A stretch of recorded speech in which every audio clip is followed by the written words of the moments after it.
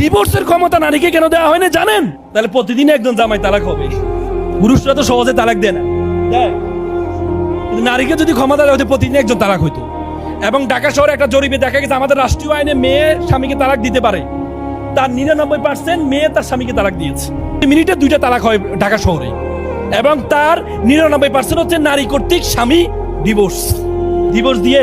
ওই দিন আমার কাছে একজন আপা আসছিলেন, এসে আমাকে বলে আমি স্বামীকে ডিভোর্স দিতে চাই।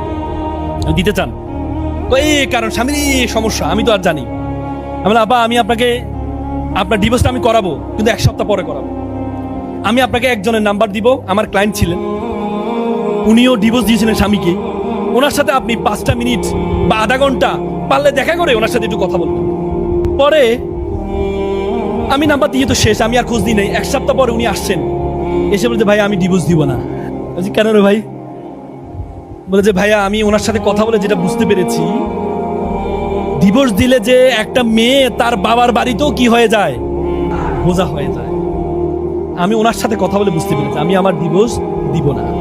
নারীরা একটা কথা বলেন, আমাদের এলাকায় একটা কথা বলে, আমার জামাই ভালো তার মেয়ের কথা শুনে, আর আমার ছেলে খারাপ তার বউয়ের কথা শুনে। নিজের সাথে আসলে বুঝেন নাই? হ্যাঁ, তার মানে ইসলামের যতগুলো বিধান আল্লাহ তাআলা তো সৃষ্টি করছেন আমাদের আপনাকে, নাকি করে নাই? করছে কিনা? তাহলে আল্লাহ যাকে সৃষ্টি করেছে তার মন মগজ চিন্তা ভাবনা কি আল্লাহ জানে না? জানে না? জানে কিনা?